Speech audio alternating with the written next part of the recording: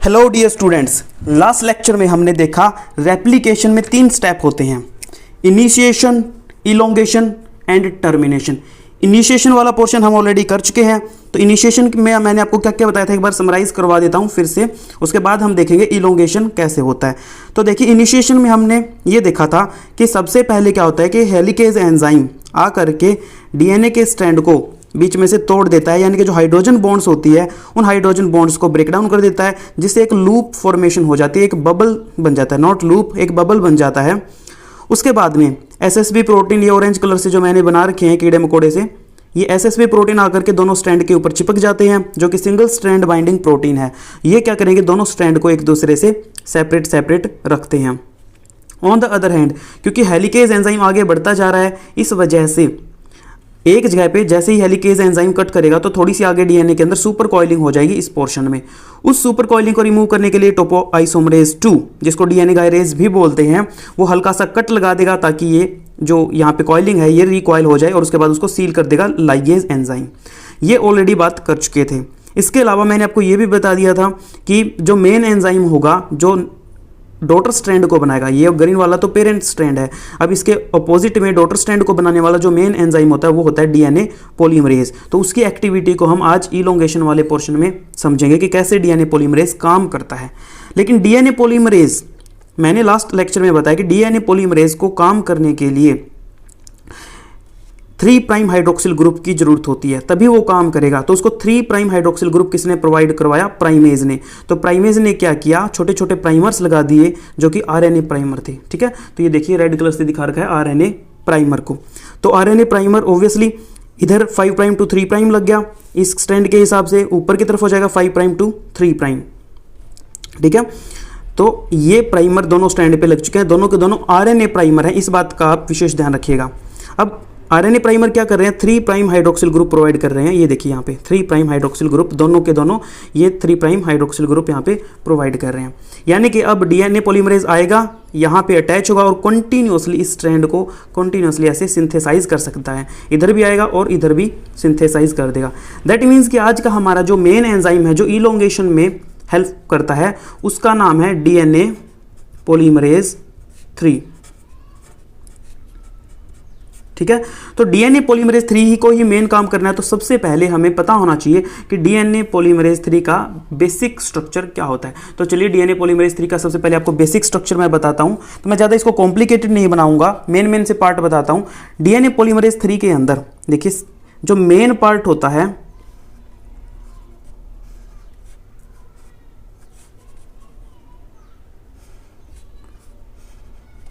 उनको हम बोलते हैं alpha units. So these alpha units are the main part of DNA polymerase. और इन अल्फा यूनिट का काम होता है चेन को कंटिन्यूअसली ऐसे बनाने का, कंटिन्यूअसली यहाँ से यहाँ तक आगे से आगे चेन बनाएगी। दैट मीन्स अल्फा यूनिट का काम क्या है, दे शोज पॉलीमरेज एक्टिविटी।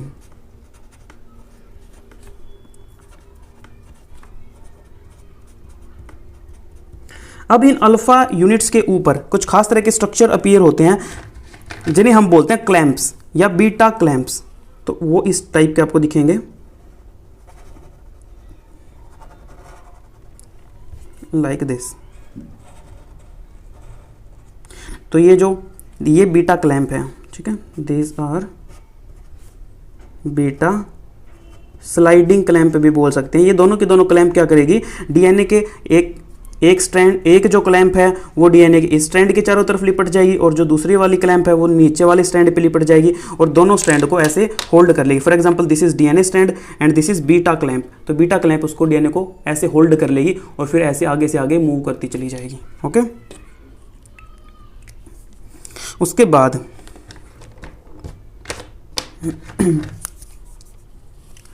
अब इसके अंदर इन दोनों पार्ट को ज्वाइन करने के लिए there is one more structure, और you can say one more sub unit, that is called tau sub unit.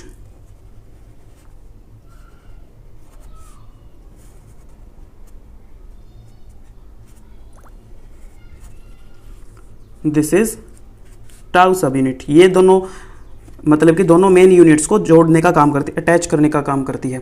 अब इनके साथ में नीचे अटैच होता है gamma complex. Actually gamma complex के अंदर भी बहुत सारी सब यूनिट्स होती है, बट सारी की सारी सब यूनिट के नाम आपको ध्यान रखने की जरूरत नहीं है। कुछ मेन सब यूनिट्स आप जरूर ध्यान रख लीजिएगा, तो वो मैं बता देता हूँ आपको।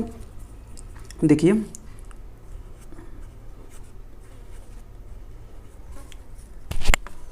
दिस इज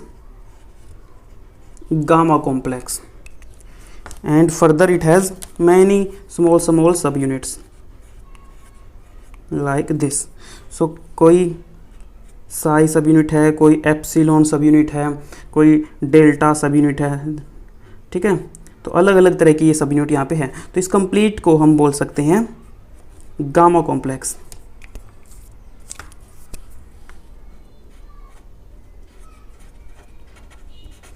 ये गामा कॉम्प्लेक्स क्या करेगा, ये जो बीटा स्लाइडिंग क्लैंप है इसको लोड करेगा यहाँ पे इसके दोनों तरफ, और इसको अनलोड करेगा। तो लोडिंग और अनलोडिंग का काम होता है इसका।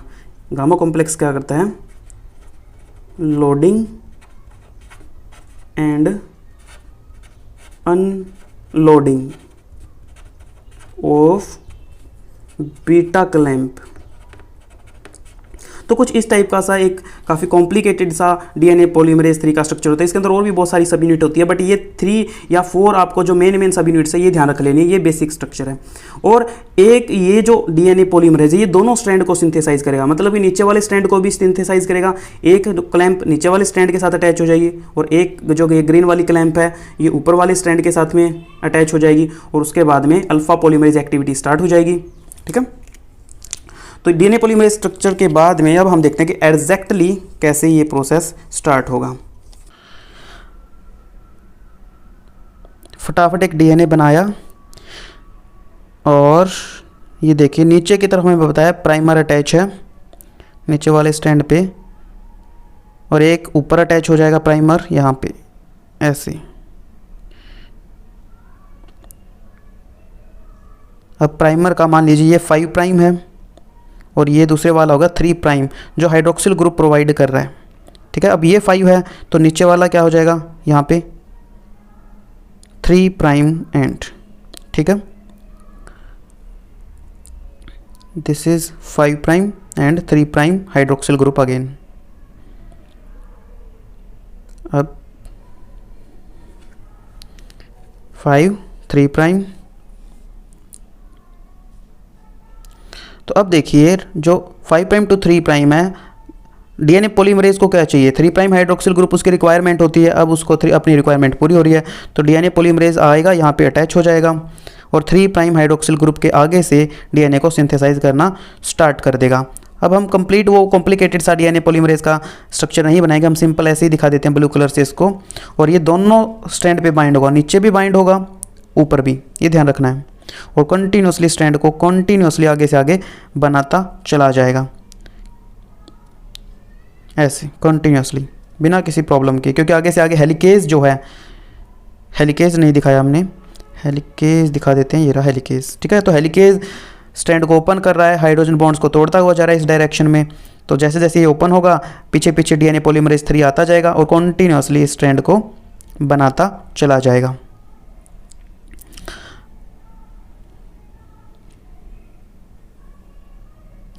अब जो डीएनए पॉलीमरेज 3 है जो कॉम्प्लीमेंट्री नेचर के हिसाब से काम कर रहा है, वो क्या करेगा, नीचे अगर ए होगा तो ऊपर टी को बाइंड कर देगा, अगर नीचे जी होगा तो साइटोप्लाज्म से सी को उठा के उसके आगे अटैच कर देगा, ठीक है। हमें पता है कि ए के सामने टी को अटैच होना होता है, जी के सामने सी को। तो डीएनए पॉलीमरेज उसी हिसाब से इनको आगे से आगे अटैच करके कंटिन्यूसली इस चेन को आगे से आगे बनाता चला जाएगा। ऐसे ये पूरा का पूरा डॉटर स्ट्रैंड बनता जा रहा है।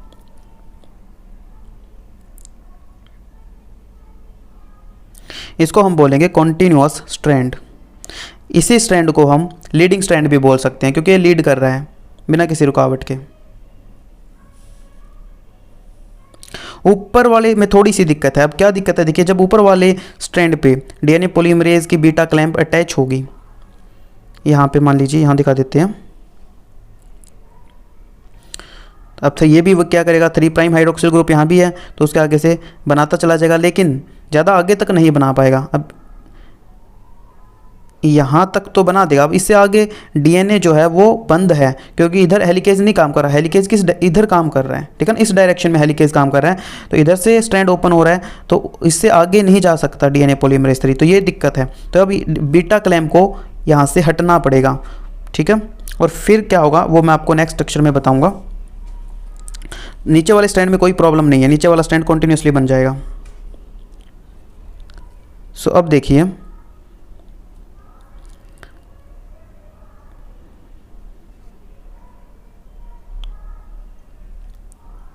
हेलिकेज इसको और ओपन कर देगा, ये और अनवाइंड हो जाएगा, and it will appear like this.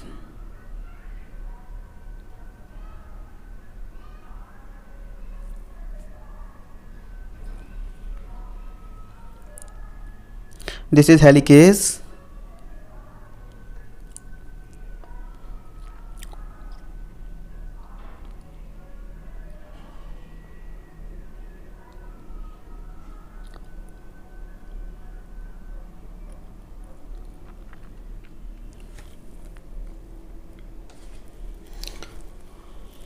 और यहाँ पे ऑलमोस्ट प्राइमर अटैच हुआ था।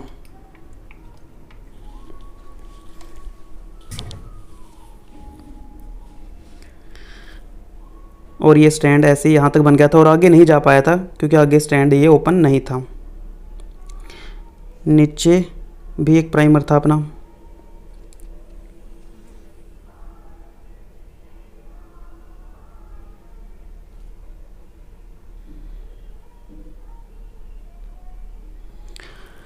नीचे वाले स्टैंड को कोई प्रॉब्लम नहीं है, कॉन्टिन्यूसली आगे बढ़ता जा रहा है, क्योंकि इसके आगे आगे कौन लीड कर रहा है, हेलिकेज लीड कर रहा है, हेलिकेज ओपन करता जा रहा है और ये सिंथेसाइज हो रहा है। बट ऊपर की तरफ एक और प्राइमर को अब आना होगा, क्योंकि अब ऊपर कोई भी 3' हाइड्रोक्सिल ग्रुप नहीं है, तो ऊपर फिर एक नया प्राइमर अटैच होगा जो 3' हाइड्रोक्सिल ग्रुप प्रोवाइड करेगा।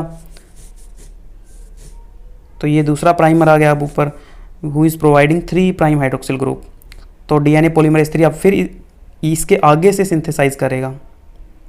एक नीचे होगा जो इस डायरेक्शन में चल रहा है, यहाँ पे एक फिर से डीएनए पॉलीमरेज 3 है जो इस स्ट्रैंड को, दिस इज डीएनए पॉलीमरेज 3, और आगे ऐसे इस पार्ट को भी बना देगा। मतलब कि ऊपर वाले स्ट्रैंड में ना बार बार प्राइमर अटैच होंगे और बार बार डीएनए पॉलीमरेज 3 को हटना पड़ेगा क्लैंप को, फिर अटैच होगी, फिर हटेगी, फिर अटैच होगी, ऐसे काम होगा, ठीक है। तो बार बार एक छोटे छोटे पार्ट्स बन जाएंगे डीएनए के ऊपर वाले स्ट्रैंड में, क्योंकि आगे ज़्यादा आगे जा नहीं सकता है, तो डीएनए पॉलीमरेज को वापस बैक आना पड़ता है, ठीक है। इसीलिए इसको लैगिंग स्ट्रैंड बोलते हैं। नीचे वाला लीडिंग स्ट्रैंड, ऊपर वाला लैगिंग स्ट्रैंड। अब एक और डायग्राम में दिखाते हैं, थोड़ा सा और इसको अनवाइंड करके दिखाते हैं, एक दो प्राइमर्स और अटैच करके दिखा देंगे हम उसमें। मान लीजिए कि और अच्छे से ये ओपन हो गया है डीएनए हेलिकेज के कारण।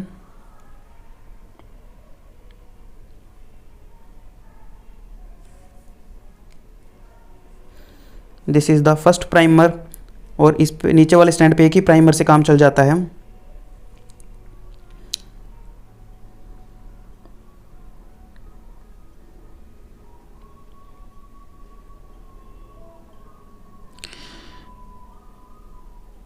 दिस इज हेलिकेज,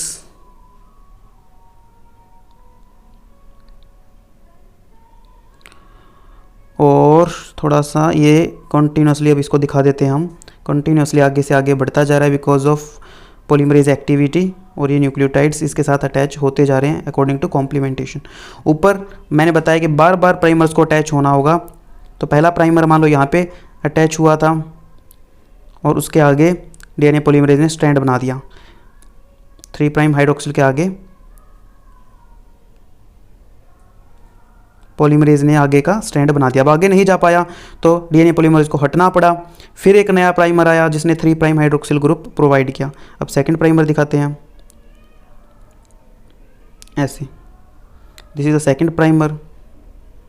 अब इसके आगे फिर 3' हाइड्रोक्सिल ग्रुप पॉलीमरेज को मिल गया, तो डीएनए पॉलीमरेज फिर इस पार्ट को बना देगा।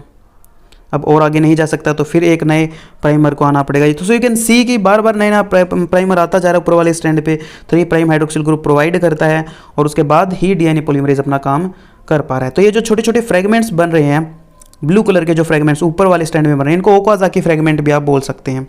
ठीक है, सो स्ट्रैंड कैसे बनता है ये तो आपको समझ में आ ही गया है। ठीक है, अब इलोंगेशन के अंदर एक छोटी सी चीज़ रहती है। देखिए हमें पता है कि नीचे का स्ट्रैंड कंटिन्यूसली बना है, कोई प्रॉब्लम नहीं है, लेकिन ऊपर का स्ट्रैंड जो है उसमें बहुत सारे फ्रेगमेंट्स हैं।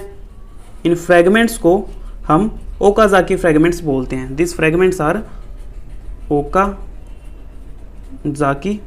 फ्रेगमेंट्स। अब यहाँ पे क्या है कि जो ये आरएनए प्राइमर्स हैं, अब आरएनए प्राइमर को ऐसे थोड़े ना कि कंटिन्यूसली डीएनए के अंदर रख सकते हैं, तो ये RNA primer, in RNA primers को रिमूव करना पड़ेगा। तो इनको रिमूव करने के लिए जो एंजाइम रिस्पॉन्सिबल होता है वो होता है आरएनएज एच। बहुत सारी यूट्यूब वीडियोज़ में कई लोग ऐसा बोलते हैं कि डीएनए पॉलीमरेज 1 आरएनए प्राइमर को हटाता है, बट ऐसा नहीं है। आरएनए प्राइमर को हटाने के लिए जो एंजाइम होता है वो होता है आरएनएज एच। ठीक है, तो आरएनएज एच इन प्राइमर्स को यहाँ से हटा देगा। तो सिचुएशन कुछ ऐसी दिखेगी।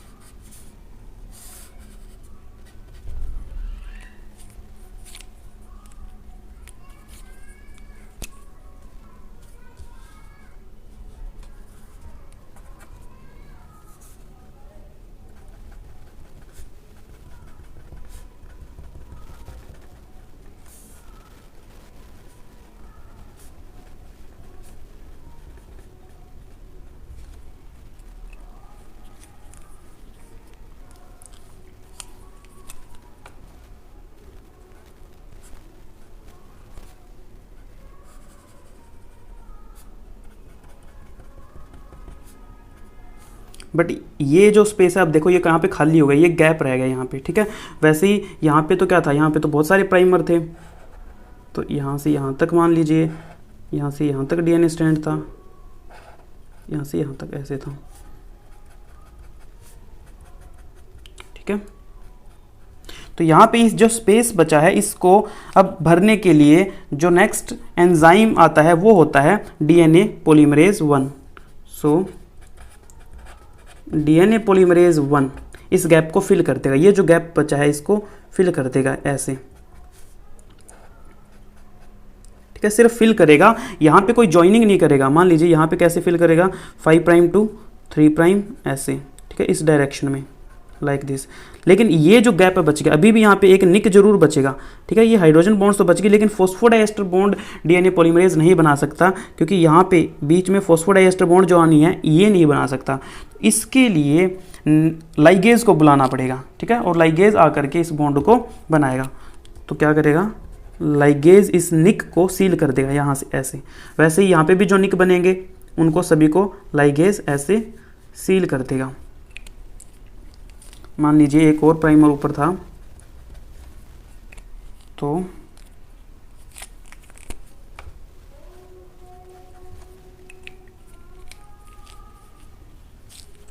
यहाँ भी लाइगेज ने ऐसे सील कर दिया। ठीक है, इस टाइप से ये दोनों के दोनों स्ट्रैंड कंप्लीट हो जाते हैं।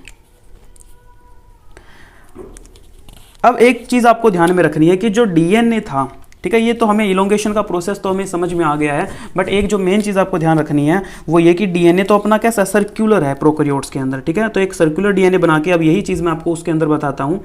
तो मान लीजिए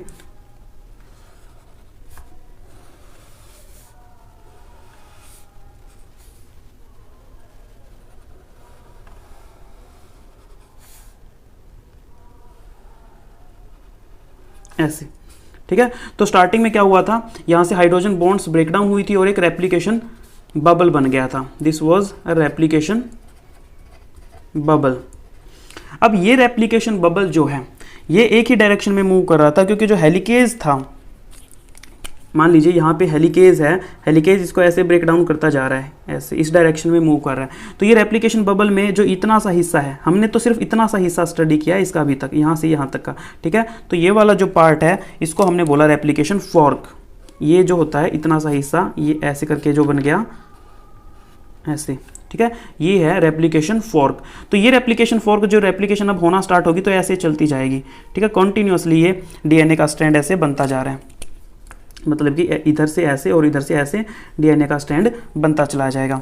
बट ऐसा नहीं है कि ये जो रेप्लिकेशन है वो यहाँ से लेकर के कॉन्टिन्यूसली ऐसे हो जाएगी, नो, ऐसा नहीं होता है, ठीक है। ये रेप्लिकेशन ऑलमोस्ट आप आइडिया मान लीजिए कि लगभग यहाँ तक होगी, ठीक है। तो लगभग यहाँ पे आने के बाद में रेप्लिकेशन रुक जाएगी और इधर सेम प्रोसेस इधर भी रिपीट होगी। तो इधर एक रेप्लिकेशन फॉर्क इधर है, तो सेम जैसे इधर मैंने बताया वैसे इधर भी प्रोसेस स्टार्ट हो जाएगी और इस डायरेक्शन में भी रेप्लिकेशन होगी। इसीलिए मैंने स्टार्टिंग के लेक्चर में, फर्स्ट लेक्चर में मैंने बोला था कि जो रेप्लिकेशन है वो बाई डायरेक्शनल है, ठीक है। तो दोनों डायरेक्शन में हो रही है, आधी इधर होगी और आधी इस डायरेक्शन में होगी। और जब दोनों तरफ से रेप्लिकेशन होते होते एक पर्टिकुलर पॉइंट पे पहुंच जाएगी तो यहाँ पे खास तरह की सीक्वेंस होती है जिसको हम बोलते हैं टर सीक्वेंस या टर्मिनेशन सीक्वेंस या टर साइट। यहाँ पर आकर के ये रेप्लिकेशन का इलोंगेशन वाला जो स्टेप होता है वो कंप्लीट हो जाता है और उसके बाद बात आती है कि कैसे अब रेप्लिकेशन जो है वो टर्मिनेट होगी। तो रेप्लिकेशन यहाँ से टर्मिनेट कैसे होती है वो मैं आपको नेक्स्ट लेक्चर में बताऊंगा। यहाँ से बस आपको इतना ही याद रखना है कि आधा पार्ट इधर रेप्लिकेट करेगा और आधा का डीएनए जो है वो इस डायरेक्शन में रेप्लिकेट होगा और जब एक पर्टिकुलर कॉमन पॉइंट पर वो पहुँच जाएंगे उसके बाद में रेप्लिकेशन टर्मिनेट हो जाती है। तो टर्मिनेशन का जो प्रोसेस होता है वो हम नेक्स्ट वीडियो में देखेंगे।